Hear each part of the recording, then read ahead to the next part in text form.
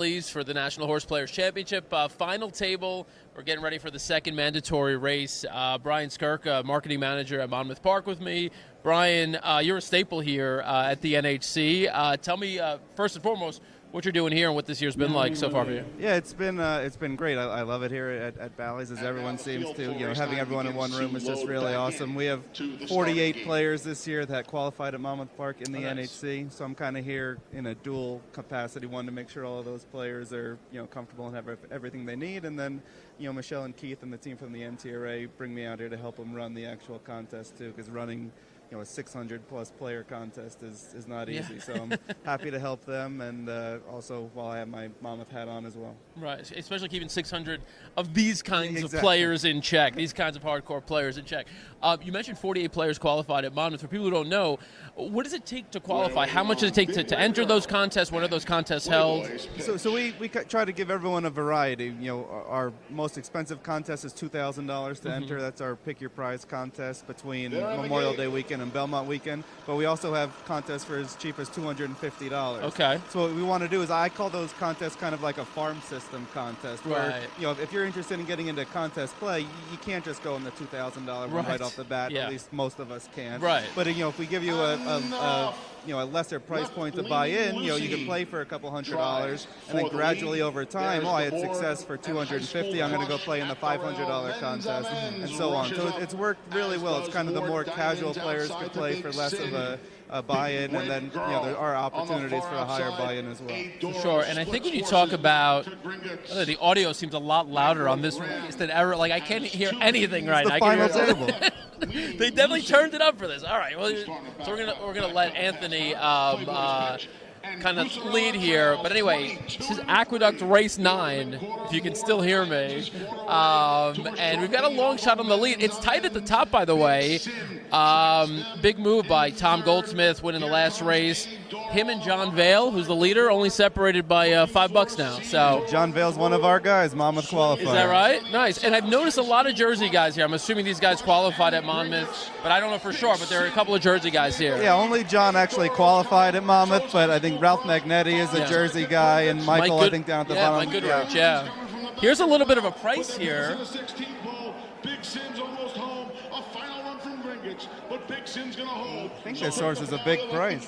Big price, and they showed here what each player picked. No one had that 8 at what looked at to be about 15 to 1. Thomas had the 1 to place. I think that horse was a monster price. Was it a big? Okay, so if that horse is a big price, he's $5 behind. He's definitely gonna, jump John Vale into first. So there's that, and he's the only other one. So in 2 races, it looks like Tom Goldsmith. He's going to be in first place. Horse is 24 to 1. He was the only one to have 24 so he's to 1 new leader. Going to get at least $20 his total. He's going to be a clear leader, absolutely. It's only his second time at the NHC, this guy. So I pulled a couple of stats here from this book. I mean, it's incredible. I think it's almost better if you're not like a veteran, because then you can sort of get into your head a little bit. I think if you're sort of new at this, you might just kind of approach it more naturally. So to me, the only piece of advice I ever give players who qualify at Monmouth, they actually don't want my advice. But the one thing I do, as just having been out here for a few years, is I think logistically, if you have been here before, I think you have a little bit of an advantage in terms of the stupid stuff that no one would think. You know where the room is, you know where the bathrooms are, you know how to check in, you know where the food is. That for me, would stress me out the first time in this new situation. I don't know how to register on Thursday Thursday. I don't know how do I use my contest card, that kind of stuff. So if you've been here before, that's old hat to you. For sure. But I also think that last year was the first time NHC qualifier who won. I do think it might be kind of a new wave of handicappers, using, I was talking to the guy who finished third in the NHC last year at dinner. A lot of these guys that are doing really well, work in financial markets, so they're used to this kind of trading and commodity trading and stuff like that. So I think maybe those guys have an advantage, but it's cool to see someone who's never been here or been here a couple times, up at the top. I think it does require a certain kind of mentality or mindset. Like when I think of the past few winners, like Scott Coles, Ray Arsenault, Littlemore, these are all people who are deadpan, no emotion when they're playing. So if you're the kind of person who can be stoic and kind of, let it, kind of roll off your shoulders when you, A, miss out when your horse finishes third and you don't add to your bankroll, B, when you were going to play a horse and you didn't, or C, when you see other people celebrating when they hit something that you didn't have. If you're able to kind of get past all that, you've got the right mindset and approach to be successful here. Yeah, the one thing you can't do, and I even find myself doing, I'm not even in the contest, is, a 30-to-1 shot wins and you hear this roar and you're like, oh my God, everyone in the room had it. I have to pick a 30-to-1 shot in the next race no matter what to catch up. Exactly. You can't do that. You got to just keep playing your game and, just go from there. So you can't react. Just come to this room with horses that you like and stick with it. Yep. Is this a replay or is it? Yeah. Oh, no, it's actually a live race, but it's not a correct. Not a contest race. Miss Munnings to the top. Miss Munnings. Cash out is second, but Miss Munnings A little bit of an upset there. Yeah, 4 to 5 off the board. Yeah.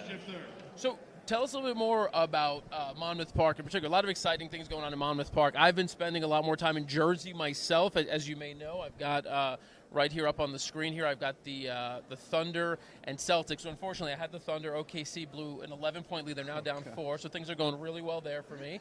And then if we click over to this tab, I've got the Sabres. I bet the Sabres. I wonder why you've been spending more time in New Jersey. So let's we'll tie all that in. You guys have been doing quite a bit when it comes to sports betting. Tell me, and you guys were really led the charge in a certain way. Tell me about kind of how some of that has evolved, and also where you are now, and what people might look forward to in terms of the offerings and what they can expect when they come to Monmouth. Yeah, it's been a very interesting process to be a part of. So Dennis Drazen is our CEO. He's also a horse owner, so he's been in racing his whole life, but he's also a lawyer by profession. His father started a law office. He's been a lawyer his whole life. And he was really the one that spearheaded the whole sports betting movement. Right. He knew from a legal case, in terms of making a case that sports betting should be legal nationwide. And, we took it to one court and they said no. And we appealed to another court and they said no. And he just never gave up because he knew once this case got in front of the right court, legally the case that he was making was correct. And he always made the point that we were taking it to courts that were too small, that didn't want to make this big of a decision. Right. And finally, we got it to the Supreme Court, which obviously is the opposite of a small court, and they made a decision that changed the landscape of the whole country. But what I like and what I always try to tell people is the reason we got sports betting from day one is to help horse racing. A lot of places you go, you see poll questions a lot of times like, well, do you think sports betting will help or hurt horse racing? And a lot of times people think it will hurt it. Right. Like we are totally on the opposite side of that. The reason we got sports betting is to help horse racing. We've seen it help horse racing already at Monmouth Park. And I'm sure you saw a couple of days ago, we saw that Dennis, again, made a deal with an Australian sports company to bring fixed odds wagering. And huge deal. Huge deal. I'm excited about that. Yeah, that's just the next step in it. We see trying to take sports betting people who it's a totally different crowd than horse racing. We see it every day. There is some crossover. Our horse racing customers are betting sports, but the sports book is bringing in fans that have never been to Monmouth Park before. So now our end goal is to get those people to bet on horse racing. And the way that it is now, it's the gambling terms are just, it's so apples to oranges. They can bet a horse, they bet the Yankees at whatever, 5-1 to win the World Series. If they win the World Series, they get 5-1. They bet a horse at 5-1 at Gulfstream. It might win at 7-2. And just in the time it takes to explain to them the pari-mutuel system, you've lost them. Correct. So we're finding that the interest is definitely there. Someone who comes to bet sports is absolutely interested in betting horses. It's just too difficult for them right now because the terms are different, and it's so fixed odds hopefully is that bridge where to get someone who's a sports customer to betting racing. Yeah. Well, look, I could tell you. I mean, for me, you didn't need to convert me to be a horse bettor, but I've certainly now I'm into both. I love the setup too. I think I've told you I've gone with my dad a few times. We spent a whole day there betting the races, and we'd sit in the sports book for a little while and basically, just have a good meal, have a couple of beers. And, we found this is not like an invitation to raise prices, by the way, but we found the food to be all reasonably priced. We had a really good afternoon, didn't spend too much money.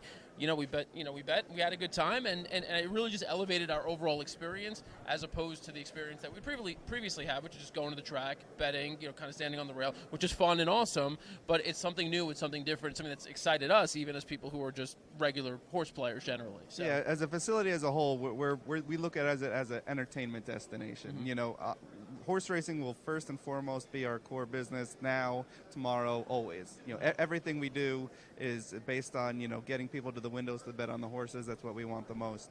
But we also want to give them other entertainment options, whether it's sports betting, whether maybe one day it's a concert facility, whether it's some of the events we do during the summer, the food truck festivals, you know, et cetera. Yeah. So you can bring your whole family, your neighbors, or Let's not forget the Wine and Chocolate Festival, which we helped support this year, which we think is an awesome event. It did really, really well. Yeah. So, you know, just to give people as many options as they possibly can. You know, Blue Grotto restaurant in the beer garden for after the races, right next to a mini golf course. You can send the kids to play mini golf. Just something where hopefully, you know, if you come down to the shore for the weekend, you know, we understand you're going to go to the beach one of the 2 days most likely, but then everyone looks for something else to do that second day, and you know, you can come to Monmouth Park and literally have something for everyone from early morning to late night. Okay, so real quick, when does the meet open? When can people actually go if they want to watch racing with their sports betting? Because thinking ahead for, you know, as we move in now to the spring, hopefully coming up here pretty soon. And then also your big race is, of course, the Haskell. A little earlier on the calendar this year, if I saw?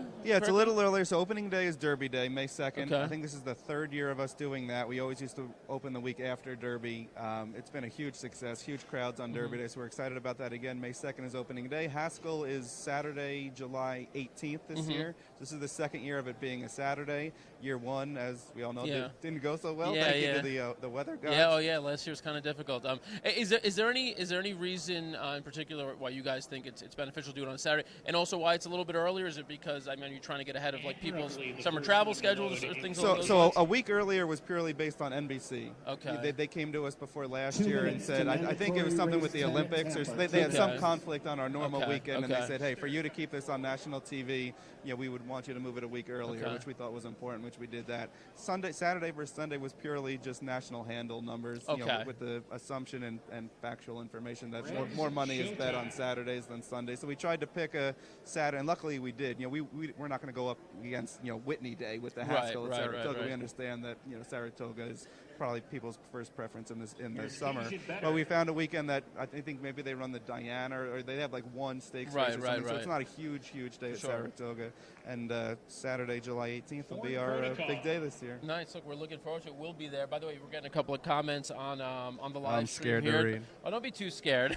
So the first one is from Sean Alvarez, who just kind of singing your praises. And thanking you for a number of different things. Somebody named Amy Casey who's watching, thank you, Amy, for sending in your comment, is asking about the fairgrounds, which I'm assuming you don't have any information on. I have no information on the fairgrounds. I've actually never been to the fairgrounds. It's a really awesome racetrack. I can tell you that. We went 2 years ago for the first time, and last year again. I mean, look, you're in New Orleans, right? I mean, like, you can't really beat it. There's great food, great music, just great entertainment. You talk about, like, a destination experience. That's one. The track is, you know, like you guys, it's kind of, you know, has this reputation of being a little more, you know, quaint, quiet, low-key during, you know, most of the meet. But it's great for a day at the races and then, you know, stuff to do after the races. They've also got a casino there. No sports betting. I don't know where that is in Louisiana. But, yeah, no, it's great. And we'll be at the Fairgrounds for the Louisiana Derby. So, Amy, if you stick around, we'll take you sort of everywhere you need to go when it comes to Louisiana Derby at the Fairgrounds. How does a week in New Orleans compare to a week in Las Vegas? Do you leave feeling exactly the same? Is it a different feeling? I feel like there's some similarities there. Just about. I'm not going to share all the details of my first New Orleans trip, but you know, my wife is watching. She knows sort of the nuts and bolts of what happened, and it was a very grueling week. But, you know, made it back in one piece. Everything worked out. And same thing with Vegas. Like, she knows I'm adult enough to, like, trust me to, like, send me off on these trips. So I think I'm good. Like, nights like yesterday, I stopped playing blackjack at 1 in the morning. In the past, 3, maybe 4 in the morning. So how about you? What's your game of choice when you're here? So if I'm going to play a table game, I play blackjack. My kind of gambling mentality is, you know, a couple years ago, like, I would just play anything a couple years ago. And then if you do that, you're going to lose. So, like, I've kind of said, like, if I'm going to lose, I would rather lose at something where I feel like I have some sort of an advantage and or knowledge. So I stick to racing as much as I possibly can. Because, again, again, not that I'm an expert handicapper. I'm here working the NHC and not playing in the NHC. But, like, you know, I watch racing every day. I handicap most days. Like, I feel like I know what I'm doing. I have some sort of maybe advantage over the public where, you know, especially, these table games are just based on luck. You know, if I'm going to, like I said, if I'm going to put my money on the line, I want some sort of advantage. And, you know, obviously blackjack, you know, I not that I have an advantage, but at least know what I'm doing there. You're making decisions. And those decisions could I could at least give you a reason why I'm making the decisions, unlike some of, poker, some of these other games where I'm just, it would truly be gambling. But I try to bet as much of my gambling bankroll on horses as possible. Well, that's respectable. And as America's Best Racer, we support it. So keep doing that. Just wanted to update people on where we are with the leaderboard.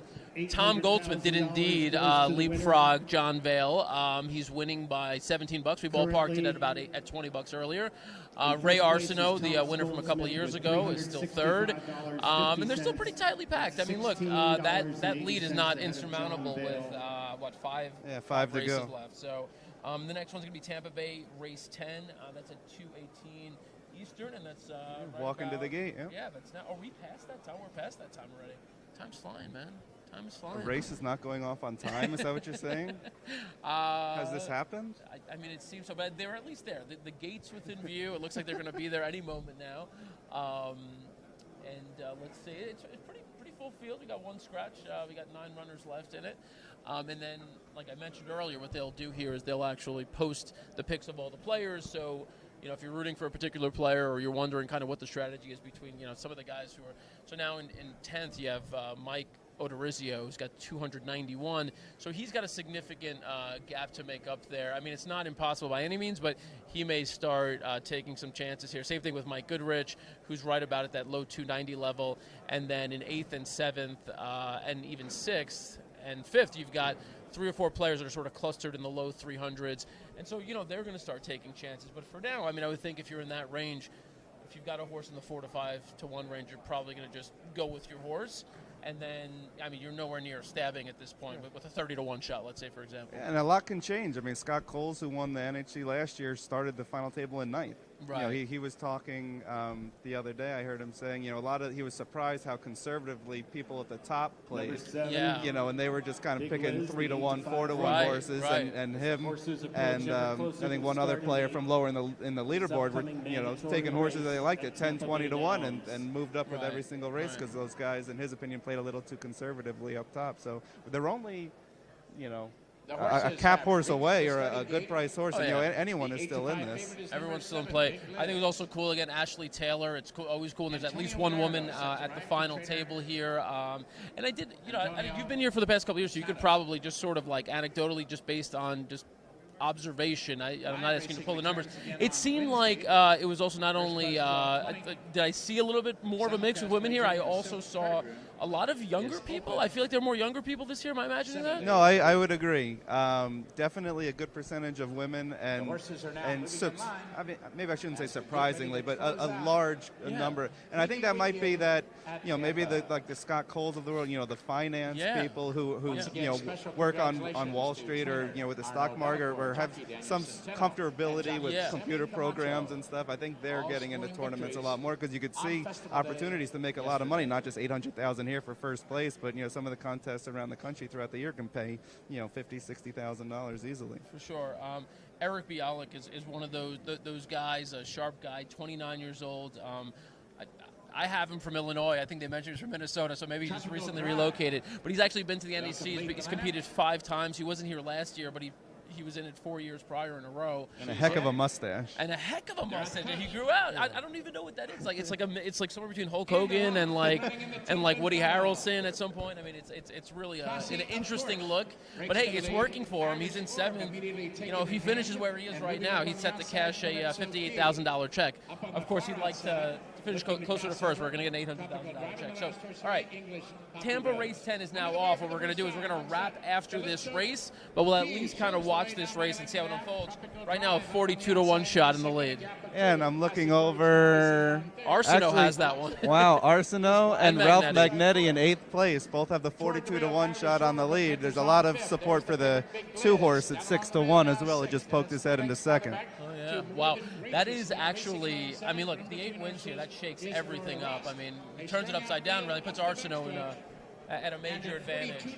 But the 2 here, Stalking, looks pretty solid as well. And you've got 1, 2, 3, 4, 5 players with that 2-horse. Tropical Drive on the outside third, then it's a big break of 5 to Irish Orb. He's being knuckled on now fourth. From the outside, Big Liz, the favorite, now gets the wake-up call, and he's on the move fifth. Long shots hanging in, but he may be maybe a tough task here. Tell you what, that 2-horse looks like he's got plenty. Up on the outside second. Irish Orb looks for racing room toward the rail third, and Big Liz swings up on the outside down to be fourth. More Than Gracious is full of run and needs racing room fifth. It's absolutely wide open. So the 2 is in the lead. You mentioned 5 players have the 2. He's got a little bit left. This horse might take it. Look at that. Of course, and Sammy Camacho, they're in front and going away. This is incredible.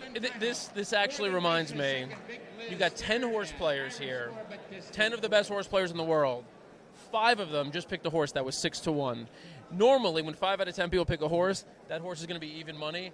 That just shows you, it's like the line from Rounders, right? It's no mistake that the same 10 people are at the final table of the World Series of Poker every year. People who are good are really good, and this is something that you could become good at if you put your time and sort of commit yourself to it. They should post the picks like with 2 minutes before the race, so we could right? That'd be a big advantage. Hook me up, guys. So at the top, the top 2, as you just heard mentioned over our shoulders, will actually extend their lead a little bit. That's actually bad news for Ray Arsenault, who's going to move down and have 2 people potentially jump over him. Ashley Taylor is going to move up as well. She'll move up into 3rd, and Trey Styles will probably move up into 4th. So, so 5 players out of the 10 came up with that horse at 6-1. So, and Eric had the place horse. So, all right, cool. We've covered a lot here. You guys have a lot going on. We're wishing you a lot of luck. We plan on being at Monmouth Park this summer. Plenty.